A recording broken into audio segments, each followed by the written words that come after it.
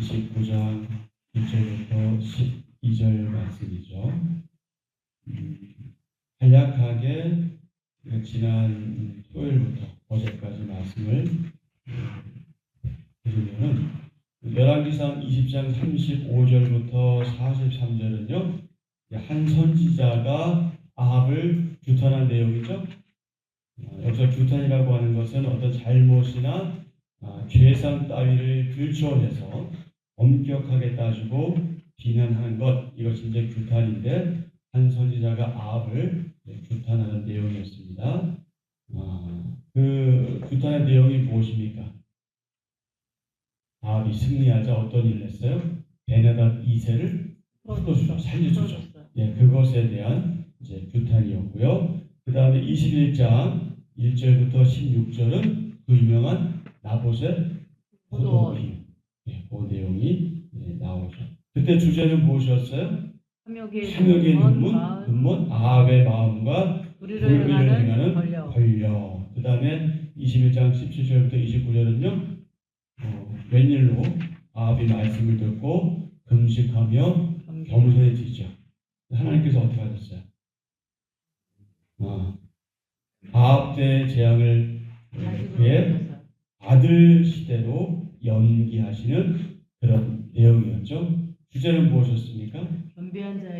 겸비한 자에게 베푸시는 긍휼과 은혜. 그래서 21장 29절 한번 보실까요? 21장 29절, 바로 22장 전에 있죠. 아합이 내 앞에서 겸비함을 내가 보느냐? 그가 내 앞에서 겸비함으로 내가 재앙을 저의 시대는 내리지 아니하고 그 아들의 시대에야 그의 집에 재앙을 내리리라 하셨더라. 아멘. 그러면서 이제 오늘 본문으로 연결되는 것입니다. 오늘 주제는 무엇입니까? 전쟁을 앞두고 먼저 찾아야 할 대상. 22장 1절입니다. 아람과 이스라엘 사이에 전쟁이 없이 3년을 지냈더라. 셋째 해에 유다의 여호사밧 왕이 이스라엘의 왕에게 내려가매 이스라엘의 왕이 그의 신하들에게 이르되 길르앗 라못은 본래 우리의 것인 줄을 너희가 알지 못하느냐? 우리가 어찌 아람의 왕의 손에서 도로 찾지 아니하고 잠잠히 있으리요 하고 여호사밧에게 이르되 당신은 나와 함께 길르앗 라못으로 가서 싸우시겠느냐? 여호사밧이 이스라엘 왕에게 이르되 나는 당신과 같고 내 백성은 당신의 백성과 같고 내 말들도 당신의 말들과 같으니이다. 여호사밧이 또 이스라엘의 왕에게 이르되 청하건대 먼저 여호와의 말씀이 어떠하신지 물어보소서. 이스라엘의 왕이 이에 선지자 400명쯤 모으고 그들에게 이르되 내가 길르앗 라못에 가서 싸우랴 말랴. 그들이 이르되 올라가소서. 주께서 그 성읍을 왕의 손에 넘기시리이다. 여호사밧이 이르되 이 외에 우리가 물을 만한 여호와의 선지자가 여기 있지 아니하니이까. 이스라엘의 왕이 여호사밧 왕에게 이르되 아직도 이물라의 아들 미가야 한 사람이 있으니 그로 말미암아 여호와께 물을 수도 있으나 그는 내게 대하여 길한 일은 예언하지 아니하고 흉한 일만 예언하기로 내가 그를 미워하나이다. 여호사밧이 이르되 왕은 그런 말씀을 마소서. 이스라엘의 왕이 한 내시를 불러 이르되 이물라의 아들 미가야를 속히 오게 하라 하니라.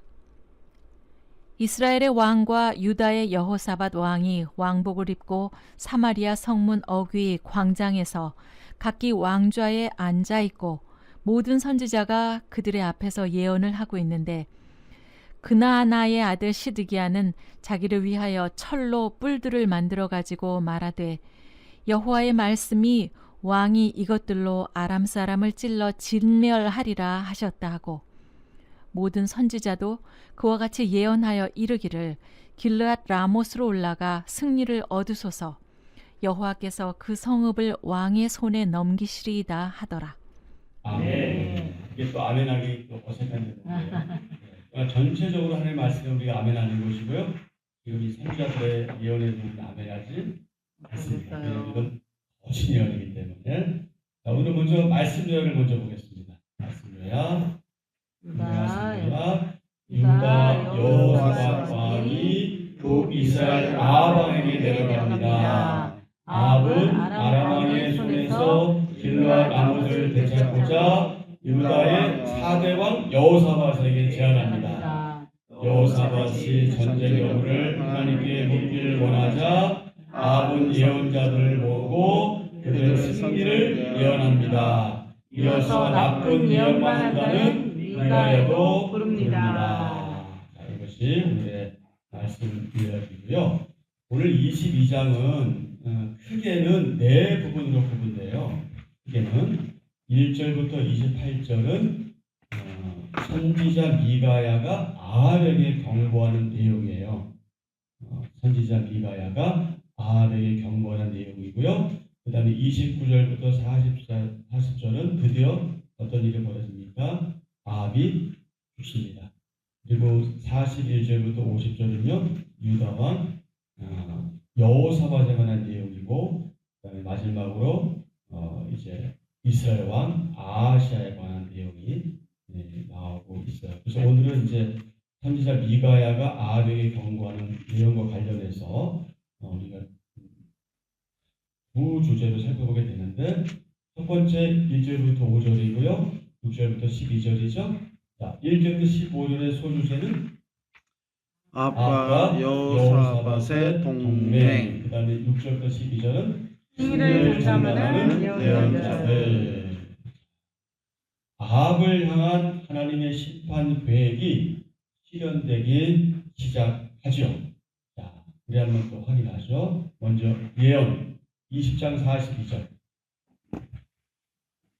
20장 42절.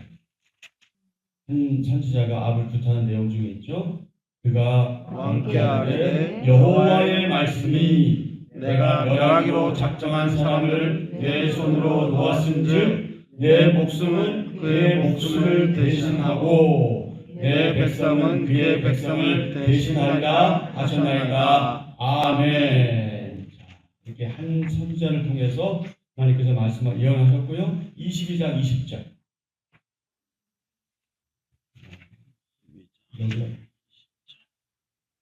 모두 내용이 없지만 이제 곧 나올 내용이죠. 22장 20절 여호와께서 말씀하시기를 누가 아합을 꾀어 그를 길르앗 라못에 올라가서 죽게 할꼬 하시니 거기까지. 누가 아합을 꾀어 그를 길르앗 라못에서 올라가서 어떻게 죽게 할꼬. 자, 22장 34절 35절 제가 34절 읽을게요. 한 사람이 무심코 화를 당겨 이스라엘 왕의 갑옷을 비를 마친지라 왕이 그 병거 오는 자에게 이르되 내가 부상하였으니 내 손을 돌려 내가 전쟁터에서 나가게 하라 하였으나 이날에 전쟁이 맹렬하였으므로 왕이 병거 가운데에 붙들려 서서 아람 사람을 막다가 저녁에 이르러 죽었는데 상처에 피가 흘러 병거 바다에 보였더라. 하나님의 예언이 어떻게 되었어요? 실현되었죠. 성취되었습니다. 이제 오늘 내용은 아직은 아합이 죽지 않았으니까 심판 계획이 실현되기 시작한다 그렇게 된 거죠. 아합이 아람과의 전쟁에서 승리한 후 베나닷과 평화 조약을 맺었죠. 그래서 3년 동안 아람과 전쟁 없이 지냅니다. 20장 34절 한번 또 확인하죠. 20장 34절. 베나닷이 하는 얘기죠. 베나닷이 왕께 이르되 내 아버지께서 당신의 아버지에게서 빼앗은 모든 성읍을 내가 돌려보내리이다. 또 내 아버지께서 사마리아에서 만든 것 같이 당신도 다메섹에 당신을 위하여 거리를 만드소서. 아합이 뭐라고 얘기해요? 내가 이 조약으로 당신을 도우리라 하고 이에 더불어 조약을 맺고 그를 놓았더라. 이후로 이제 3년이 이제 지났다는 이야기죠. 길르앗 라못은 요단강 동쪽에 있는 성읍인데 이스라엘 12지파 가운데 갓지판에 있는 도피성입니다. 그럼 도피성은 우발적으로 사람을 죽인 사람이 피난해요. 그 도피성으로 그 보호를 받는 이제 그런 곳인데 모두 6성읍에 있어요. 도피성이 6개인데 그 중에 하나가 길르앗 라못이다. 상업적으로도 교통의 요지였고요. 아합은 아람에게 빼앗긴 길르앗 라못을 되찾기 위해서 누구와 연합해요? 여호사밧 여호사밧은 어느 나라 왕이에요? 유다 왕 남유다 왕이죠. 근데 그 사람은 누구예요? 아합의 딸. 아합의 딸이고 누구의 딸이기도 해요? 이세벨의 딸이죠. 아달랴. 아합의 딸 아달랴와 여호사밧의 아들 누가? 여호람. 그러니까 아달랴와 여호람은 어떤 관계다? 아합하고 여호사밧은 사돈 관계고 아달랴와 여호람은 부부 관계다. 그래서 아합과 여호사밧은 어떤 관계다? 사돈 관계다. 사돈 관계. 자, 여러분 열왕기하 한번 가볼까요? 열왕기하 8장. 8장. 제가 16절, 17절, 여러분 18절 읽으세요. 이스라엘의 왕 아합의 아들 요람 제5년에 여호사밧이 유다의 왕이었을 때 유다의 왕 여호사밧의 아들 여호람이 왕이 되니라. 여호람이 왕이 될 때 나이가 32세라 예루살렘에서 8년 동안 통치하니라. 그가 이스라엘 왕의 길을 가서 아합의 집과 같이 하였으니 이는 아합의 딸이 그의 아내가 되었습니다. 그가 여호와 보시기에 악을 행하였으나 여호와께서 네, 거기까지. 예. 19절 읽고 싶죠? 네, 저도 읽고 싶어요. 다윗 때문에 또 살아나니까. 네. 이 외에도 뭐 역대하에도 이런 내용이 있는데 그 정도만 이제 보시는데요. 이스라엘 왕 아합이 유다 왕 여호사밧에게 아람 원정에 동참한 것을 요청하자 여호사밧이 뭐라고 얘기하는 거예요? 나는 당신과 같고 내 백성은 당신의 백성과 같고 내 말들도 당신의 말들과 같으리다. 이렇게 4절에서 말하잖아요. 근데 이것은 주권 국가의 왕으로서 할 수 있는 말은 아니다. 유다는 오므리 왕 시대부터 150여 년간 이스라엘의 위세에 눌려서 지낸 것으로 그렇게 보이는데 아무튼 이 둘은 이제 아삼육이 된 거죠. 소위 얘기한 대로 아합과 여호사밧은 사돈관계로서. 근데 여호사밧은 아합의 제안에 동의하면서도 그래도 살짝 착하죠. 뭐라고 얘기해요? 그래도 하나님의 뜻을 물어봅시다 하잖아요. 그래서 좀 착하긴 해요. 전쟁을 앞두고 하나님을 찾는 여호사밧, 하나님의 은혜를 잊은 아합이 어떻게 되는 거예요? 서로 대조되고 있는 것을 볼 수가 있죠. 자, 21장 다시 돌아가서 21장 9절은 어떤 말씀인지 한번 더 확인하죠.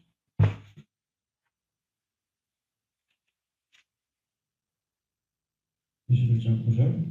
29절이죠. 예. 전 이상하다. 자, 시작. 아합이 내 앞에서 경비함을 내가 보느냐? 그가 내 앞에서 경비함으로 내가 재앙을 저의 시대는 내리지 아니하고 그 아들의 시대야 그의 시대에 재앙을 내리라 하셨더라. 아멘. 전쟁을 앞두고 그래도 그나마 하나님을 찾는 여호사밧, 하나님의 은혜를 어떠한 잊은 아합이 대조되죠. 자, 그러면 나는 어떤 일을 결정하기 전에 먼저 하나님의 뜻을 묻는가? 스스로에게 한번 질문해 보시고요. 만약에 하나님을 안 물었다면 앞으로 어떻게 하면 되는 거예요? 물으면 되는 거죠.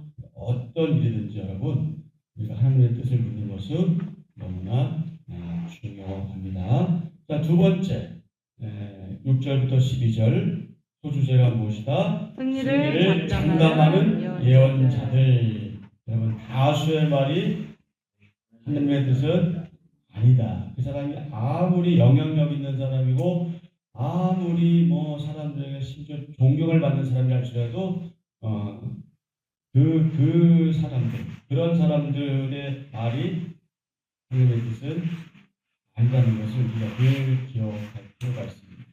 근데 우리가 사실 많은 사람들의 좀 말을 많이 듣게 되죠. 그죠? 영향력 있으면 더 그렇잖아요. 한 사람이 그러면 그 사람이 아무리 저기해도 그런데 그런 영향력 있는 사람이 여럿이 얘기하면은 완전 이렇게 가는 게 이게 인간의 심리잖아요.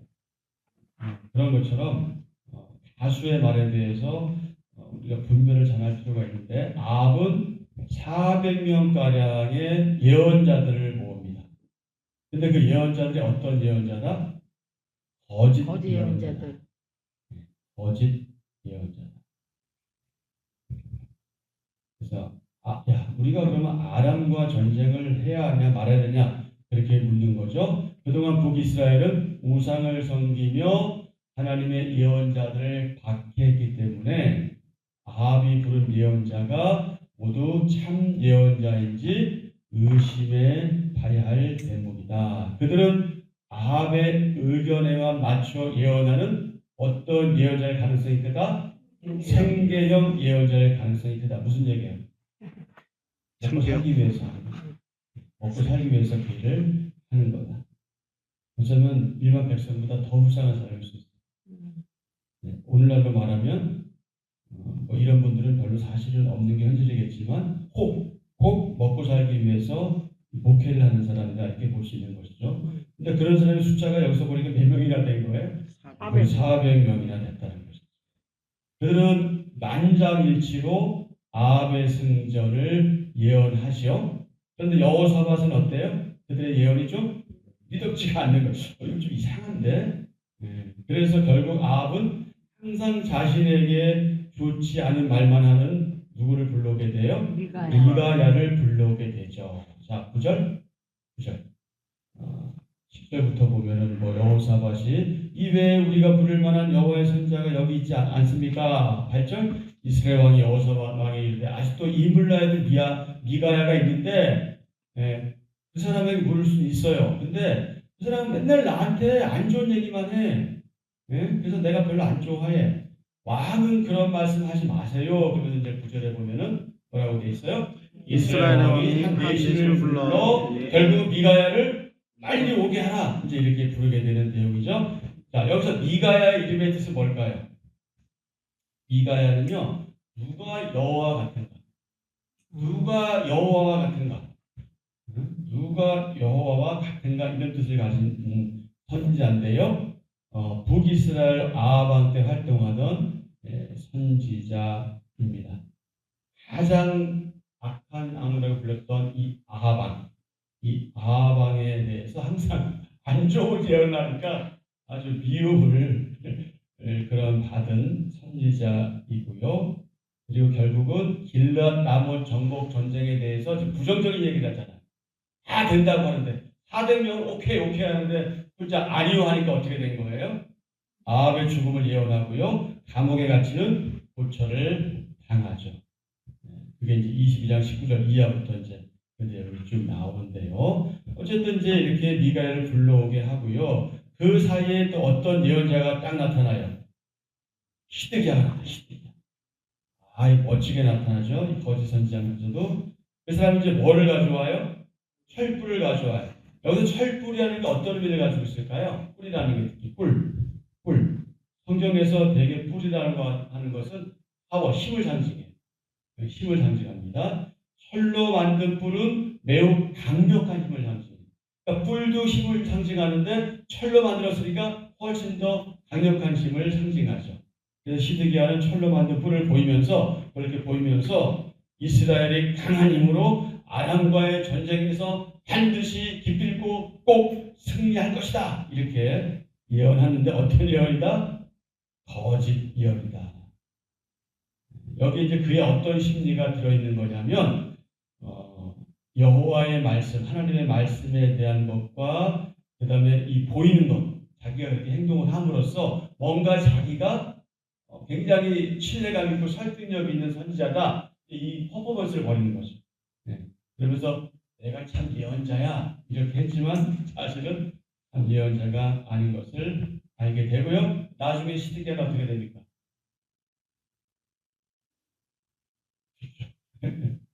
자, 하나님의 뜻인지 확인하기 위해 내가 충분히 심사숙고해야 할 일은 무엇인가요? 그래서 우리에게 필요한 것이 무엇이냐? 분별력이다. 오늘 그 분별력을 위해서 기도하시면 좋겠습니다.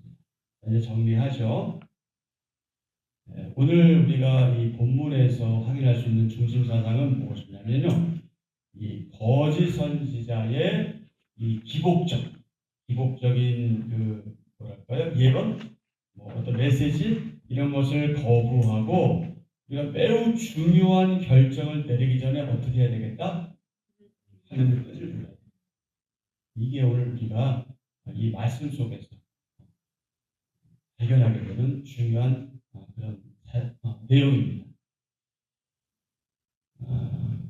오늘 본문에서 하나님은 어떤 분으로 나타나셨냐면 선지자를 통해서 하신 말씀 혹은 예언을 반드시 어떻게 하시는 분이다?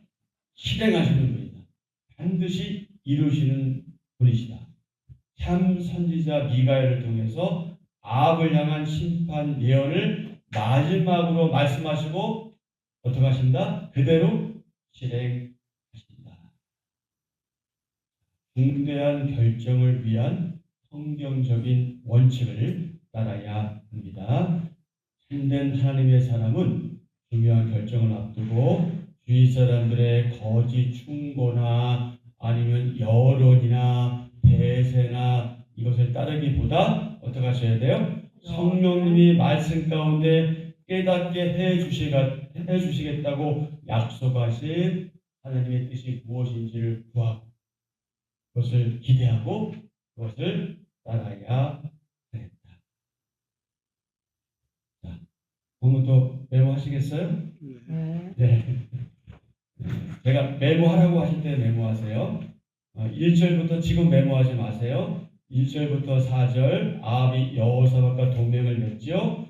중대한 일을 결정하기 위해서는 반드시 하나님의 뜻을 구하는 일이 먼저 있어야 하는데 적으세요. 1. 첫 번째 하나님의 뜻을 구해야 함. 1절부터 4절 하나님의 뜻을 구해야 함. 1절부터 4절은요. 하나님의 뜻을 구해야 함. 자, 계속 메모하세요. 중대한 결정을 하기 전에 반드시 꼭 무엇을 구한다? 하나님의 뜻을 구한다. 중대한 결정을 하기 전에 반드시 꼭 하나님의 뜻을 구한다. 1절부터 4절 하나님의 뜻을 구해야 한다. 중대한 결정을 하기 전에 반드시 꼭 하나님의 뜻을 구한다. 두 번째 5절부터 이거 적지 마세요. 5절부터 6절은요. 아합의 선지자 400명이 승리를 예언한 내용이죠. 5절부터 6절이요. 자, 이제 메모하세요. 5절부터 6절 거짓 선지자 또는 거짓 예언자 뭐 어떤 걸 써도 상관없습니다. 거짓 선지자의 듣기 좋은 예언을 경계해야 한다. 또는 거짓 예언자의 듣기 좋은 말을 경계해야 한다. 거짓 선지자의 듣기 좋은 메시지를 경계해야 한다. 뭐 예언을 경계해야 된다. 말을 경계해야 된다. 자, 계속 적으세요. 거짓 선지자의 기복적 예언을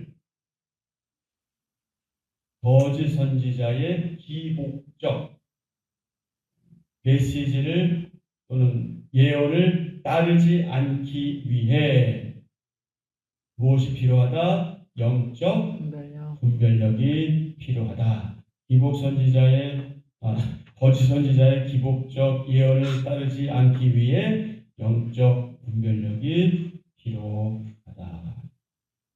그래서 제가 계속 강조하잖아요. 잘못 전할 수 있기 때문에 여러분이 귀를 쫑긋하고 들으셔야 돼요. 그냥 따라하다가 큰일 날 수도 있어요. 저를 너무 믿지 마세요. 영적 분별력이 필요하다. 메모하셨죠? 네. 그 다음에 지금은 하지 마세요.